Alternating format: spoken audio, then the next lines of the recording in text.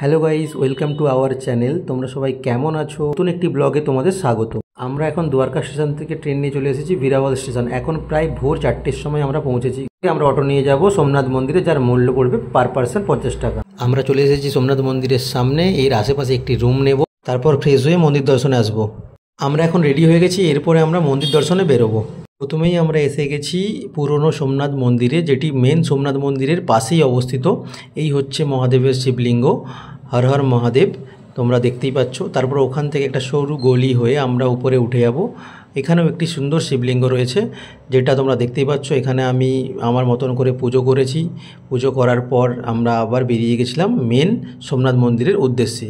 এই হচ্ছে প্রবেশদ্বার। এখানে মোবাইল জমা করে আমরা মেন মন্দিরের ভেতরে প্রবেশ করব, কারণ ভেতরে মোবাইল অ্যালাউ নেই। সোমনাথ জ্যোতির্লিঙ্গ দর্শন করে আমরা মন্দিরের সামনে থেকে অটো নিয়ে বেরিয়ে পড়েছি সাইট সিনের উদ্দেশ্যে, যেখানে ভাড়া পড়েছে মাত্র 300 টাকা।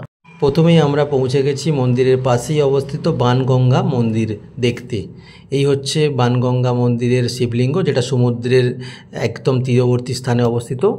সমুদ্রের জল দ্বারা এই শিবলিঙ্গ অভিষেক হয় প্রতিনিয়ত। খুব সুন্দর একটি দৃশ্য। লোককথায় প্রচলিত আছে এই শিবলিঙ্গটি সমুদ্রের তীরে নিজের থেকেই আবির্ভাব হয়েছিল। জোয়ার থাকার কারণে তোমাদের কাছ থেকে দেখাতে পারলাম, তাই দূর থেকেই দর্শনীয় হর হর মহাদেব। এখন আমরা বাণগঙ্গা দর্শন করে পৌঁছে গেছি বালকা তীর্থ। বালকা তীর্থের পাশে একটি শিবলিঙ্গ রয়েছে। আমরা এখন বালকা তীর্থের মন্দিরের ভেতর প্রবেশ করলাম। এই বালকা তীর্থে শ্রীকৃষ্ণ তার শেষ নিঃশ্বাস ত্যাগ করেছিল। মহাভারতের মতে শ্রীকৃষ্ণ যখন বিশ্রাম নিচ্ছিলেন, তখন জরা নামের একটি শিকারী তার পাকে হরিণের পা ভেবে তীরবিদ্ধ করেন। শিকারী ভুল বুঝতে পেরে ক্ষমাপ্রার্থী হন এবং শ্রীকৃষ্ণ তাকে ক্ষমা করে দেন। এখানে তিনি দেহত্যাগ করেন, তারই নিদর্শন এই মন্দিরটি। আমরা এখন এসে গেছি সূর্য মন্দিরে। এইখানে যাওয়ার পথে দেখো মশলা বিক্রি হয়েছে, এগুলো 100 টাকা করে। এই হচ্ছে সূর্য মন্দিরের গেট। এখানে সূর্য মন্দিরটা দেখতে পাচ্ছ। ভেতরে আমরা প্রবেশ করব। এখান থেকে ভেতরে আমরা ঢুকে গেলাম। এই হচ্ছে সূর্য মন্দিরের মেন মন্দির। এর পাশেই রয়েছে হিংলাজ মাতার গুফা। কথিত আছে এখানে পঞ্চপাণ্ডবরা মাতা হিংলাজ দেবীর পুজো করতেন, তারই উদ্দেশ্যে এই গুফাগুলি বানানো হয়েছে। তোমরা দেখতে পাচ্ছ শিবলিঙ্গ। আমরা একটু পরেই সেই গুফার ভেতরে প্রবেশ করব। তার বাইরে এই লাইনটা রয়েছে, ভেতরে 6 জন করেই প্রবেশ করতে দিচ্ছে, যাতে করে ভিতরে খুবই ছোট্ট একটা জায়গা, তাই জন্য সবার জন্য যাতে কমফোর্টেবল হয়, সেই জন্য এই আমরা এখন প্রবেশ করলাম। দেখো তোমরা দেখতেই পাচ্ছ, এবং কতটা ছোট্ট জায়গার মধ্যে। এই হচ্ছে হিংলাজ মাতা মন্দিরের গুফার ভেতরের অংশ। এখানেই পঞ্চপাণ্ডবরা যুদ্ধের সময় গোপনে আশ্রয় নিয়েছিলেন এবং মাতা হিংলাজ দেবীর পুজো অর্চনা করতেন। সেই থেকেই গুফাটি প্রসিদ্ধ মাতা হিংলাজ দেবীর মন্দির রূপে।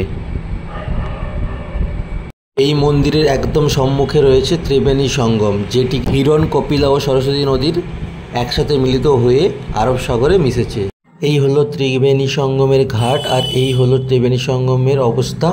আমরা যখন গেছিলাম তখন নদীতে জল ছিল না, একদমই পুরো শুকনো ছিল। এই স্থানে মৃত ব্যক্তিদের পিণ্ডদানও করা হয়। এই সঙ্গম থেকে কিছুটা দূরেই গীতা দেবীর মন্দির রয়েছে। এছাড়াও অনেক দেবদেবীর মন্দির রয়েছে, তোমরা ঘুরে দেখতে পারো। এই একটা নাগ দেবতার মন্দির গুফার মধ্যে যেটা রয়েছে, দেখতেই পাচ্ছ তোমরা। এই হচ্ছে মন্দিরের সামনের অংশ, আর পাশ দিয়েই বয়ে গেছে নদী। এখানেই রাখা রয়েছে শ্রীকৃষ্ণের চরণ পাদুকা। এই হলো শ্রীকৃষ্ণের চরণ পাদুকা। আমরা এখন আমাদের শেষ গন্তব্যস্থলে এসে পৌঁছেছি। এটি হলো রাম মন্দির। চলো মন্দিরের ভেতরটা তোমাদেরকে ঘুরে দেখাই। এই হলো মন্দিরের ভেতরের অংশ। জয় শ্রীরাম। এই হচ্ছে রাম, লক্ষ্মণ আর সীতার মূর্তি। এছাড়াও পাশে রয়েছে গণেশ মূর্তি ও হনুমানজির মূর্তি। জয় বজরংবলী। এই মন্দিরের ভেতরে এই ডেস্কগুলি রাখা রয়েছে, এর ওপরে খাতা রয়েছে। তোমরা তোমাদের মাতৃভাষাতে রাম নাম লিখতে পারো। আমিও লিখেছি।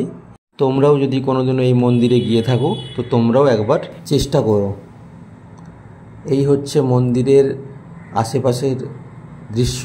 আরব সাগরের তীরেই অবস্থিত এই মন্দিরে দুপুরবেলা প্রসাদ গ্রহণের ব্যবস্থা থাকে। তোমরা চাইলে কুপন নিয়ে প্রসাদ গ্রহণ করতে পারো, আমরাও নিয়েছিলাম। এই হচ্ছে খাবারের ব্যবস্থা। সারাদিন ক্লান্ত হয়ে যাওয়ার পরে আমরা রুমে রেস্ট নিয়ে বেরিয়ে পড়েছিলাম মন্দিরের আশেপাশের মার্কেটটা দেখবার জন্য।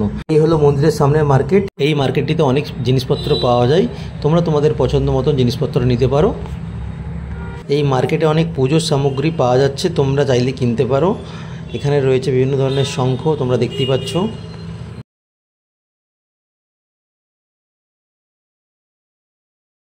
এই হলো সোমনাথ মন্দিরের রাতের ভিউ। এখানেই আমরা আমাদের গুজরাটের ট্রিপটি শেষ করলাম। মন্দিরের সামনে থেকে আমরা অটো নিয়ে আমরা এখন যাচ্ছি বীরাবল স্টেশনে, ওখান থেকে আমরা যাব বাড়ি। ভিডিওটি ভালো লাগলে চ্যানেলটি সাবস্ক্রাইব করবেন, লাইক শেয়ার কমেন্ট করে আমাদের পাশে থাকবেন। দেখা হচ্ছে পরের ভিডিওতে।